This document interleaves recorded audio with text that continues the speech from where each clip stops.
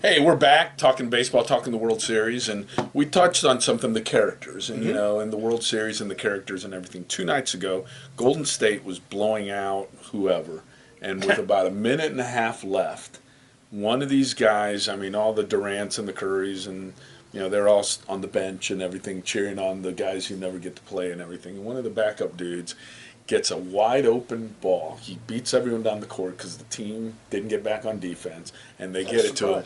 He throws it off the backboard, catches it, and dunks it, and the crowd goes nuts. Yeah, I would. And the only talk from the other team isn't we played bad enough to lose by 25. Because they got showboated. They got showboated and disrespected, and you can't do that and whatever. Okay?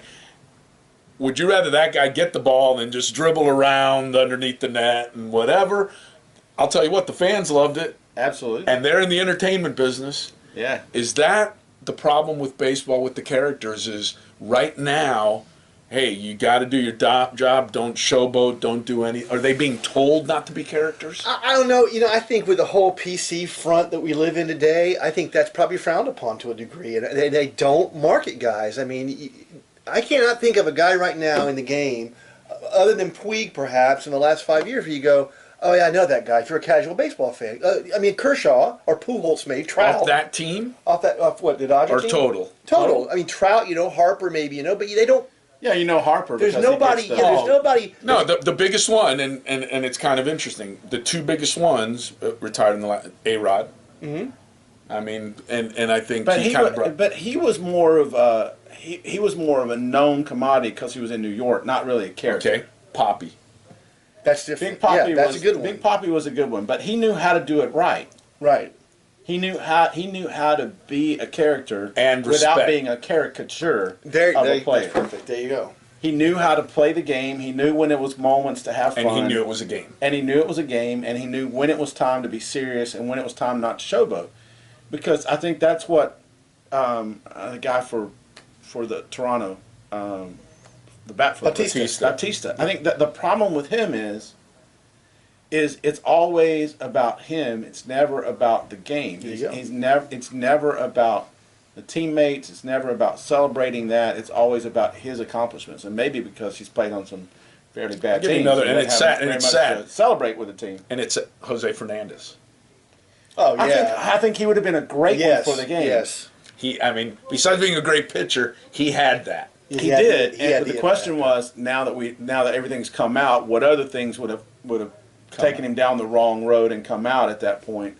But yeah, that kind of personality, that bigger than life persona, that knows how to control it on the field, and that may be what Puig gets to, because he has that potential to be that kind of character. But what has happened before this year is it has been so much the caricature and not enough character that to be on the field, it's a distraction. And this year, it's almost somebody got him and said, don't do anything. It's almost like he's taking Prozac, and he's flatlined with his emotions. Yeah, yeah. And so he doesn't do anything, and so therefore you're waiting for him to do something. He got sent down to the minor leagues for the other stuff. Exactly. I texted him one night, and I meant to text you. That's Prozac. You start hitting him in the dollars, that'll reel you back in. I like when he was licking his bat.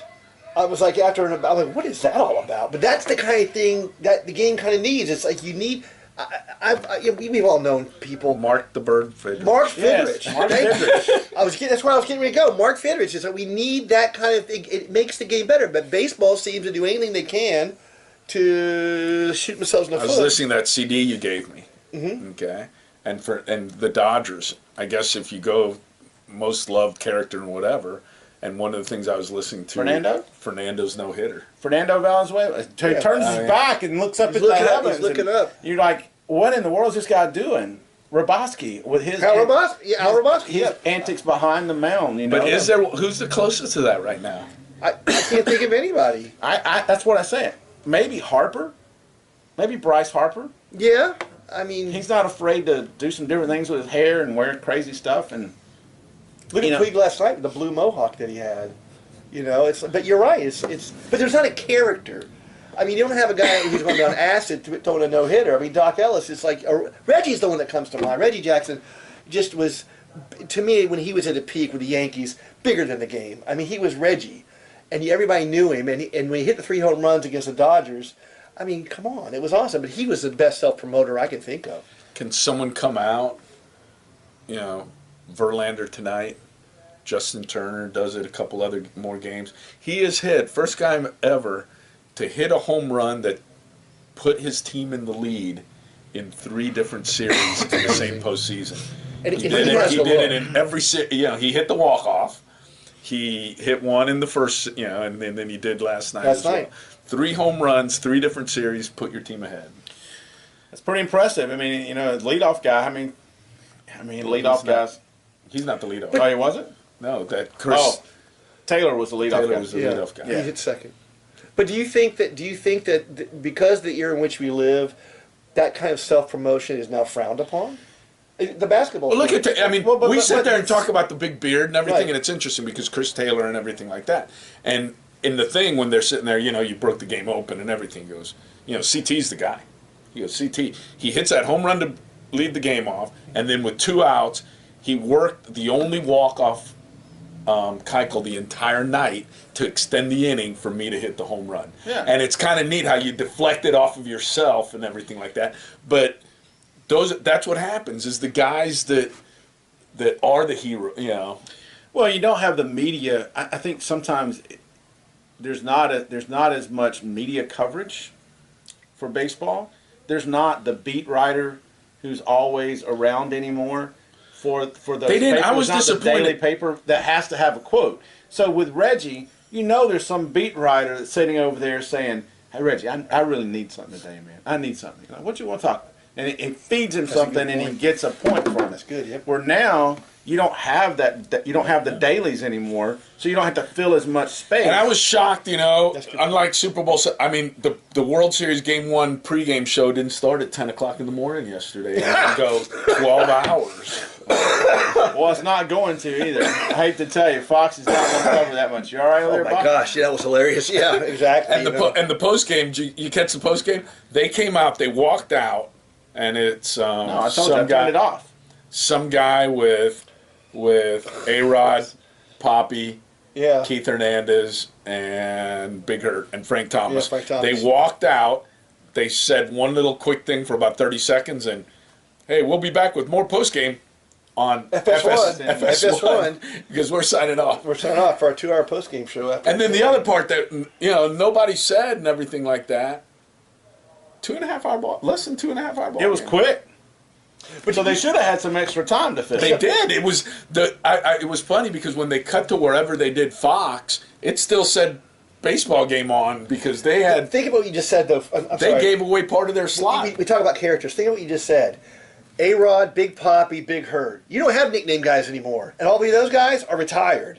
I mean, you don't have that. That's one other thing. But you got to earn that nickname too. I You got agree. to be there long enough to earn do, that. But do you think, I mean, I don't think Bryce Harper's going to get, you know, the hair or whatever they're going to call him later on. I mean, it's like, I think that that way of the game has left in a way, and I think it's something that we need in the game. Well, I don't know also how much the agents are playing into that. You know, how much are the agents able to push guys? It's sort of like the chicken and the egg. You know, the character is not there, so you can't market the character. And you can't market the character because there's no market for the character. So which one is it? Do you have guys that can, you know, will the Bryce Harper ad stuff catch on so enough that it becomes, you know, Bryce becomes a name? Mm-hmm. Or is it so many of the guys don't know how to manage themselves in public that they're not being taught how to A lot of that how to deal with that? A and lot so of they that just is- shut it down, and they can do it with a print guy.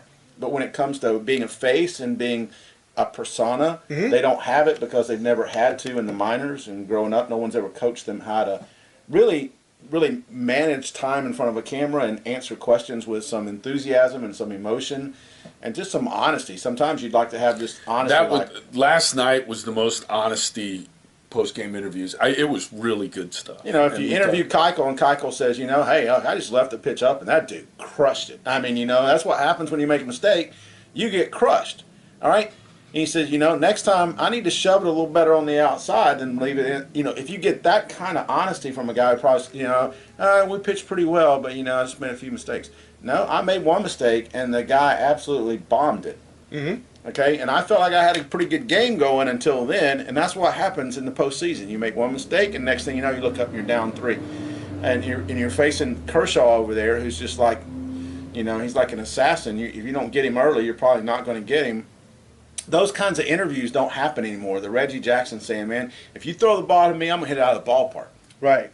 Right. You don't hear that anymore. You don't hear it. Nobody would say that. Not today. And you're not even afraid anymore of getting drilled in the ear. I mean, Jackson had to worry about catching one high and tight and not getting the repercussions from the league that others do these days. So I don't know. I got one more thing to talk about if you're done with the World Series. No. What are we talking about? Why in heaven's name are the postseason awards given out the middle of November? They're given out after the World Series. But why? If the voting is before, right? Why not while you have your audience? Because you have an audience. No one's going to care. But you have an audience. What audience? Right now you have an audience. Right, but why don't you give them now? So you can have an audience in 2 weeks. Nobody's going to care. But that's the way they do it. But that's the point. No one is going to watch. Everyone does it that way. It doesn't mean it's right just because everyone does it. If everybody knocked you in the head, you wouldn't want me to. You are not allowed to make trades during series. No. I understand that. They have windows. I understand the trade stuff. What I'm saying is this is Major League Baseball that's giving away the awards. Now, I'm not talking about the 3-ball walk, third person in the batting lineup, most valuable third person in hitting order. I'm not talking about those things. I'm talking about the MVP and the Cy Young. Why are you not having those guys being interviewed now during the World Series? Because it takes away from the World Series. But it doesn't. The focus is on the World Series. But it doesn't take away from the World Series. Because if the guy's not in the World Series, or if the guy's in the World Series, then you're like, now you can talk Jose Altuve. Why do you have the draft during the College World Series? Well, that's a whole different issue. AL MVP. No, and if Altuve is it, then every time he comes up, here's the most valuable player in the AL. That's a good point. But now you won't know that until after the series is over. And if the voting doesn't include what you do in the postseason, then why wait essentially 2 months to name the winners? Well, I agree. I think that's the way it should be done. It's the regular season. It's the regular season. I'm okay MVP. with that. Yeah. I'm okay with you voting at the end of the regular season, but I'm not okay with them waiting 2 weeks. Starting. Right. I'm not okay with waiting 2 months to announce that. Well, I have a problem with, but they want attention. They want 2 weeks of media. That's why you do the Manager of the Year on Monday. You do the Rookie of the Year on Tuesday. And 5 people care about each one of those. Right, that's the whole point. And they do 4 of them. And so then the next week, they do the American League Cy Young on Monday, the National League Cy Young, the MVP, and the MVP. And it's manager, rookie, Cy. Nobody. But the whole point is you extend the baseball media window another 2 weeks. For 4 beat writers? For Tim Kirchin? No, for baseball fans. Can you name me another baseball writer? Can you name me another baseball reporter? Buster Who? Buster Olney. Buster Olney. Okay, that's one. Tom Verducci. Okay, that's a good one. He's not on ESPN. Right. Can you name me somebody that doesn't regularly appear on ESPN? Jason Stark. Jason Stark. He got fired. He got fired, but he was with them. Jason Stark. So he still counts. Jason Stark. He was with them at the beginning of this year, right? Well, all the beat guys. Dave O'Brien with the Atlanta Journal-Constitution. Is he still there? I mean, you've been gone for a while. Yeah, he was with the Sun Sentinel down in Fort Lauderdale. Okay. But no, I mean, there's the beat guys for all the teams. And do they send their beat guy to sit there and be in the room when that's announced, when their guy has no shot at winning any of the awards? Probably not anymore. No, they're not sending the guy. So is Atlanta Journal-Constitution paying for O'Brien to go and listen to the awards being given? No, but he's calling the guy if he's writing an article on it that week and talking to the guy. No one's sitting. No, I wouldn't think anybody would be there. Nobody goes. They don't bring him out at a podium. Okay, that's what I'm saying. You don't publicize your stars.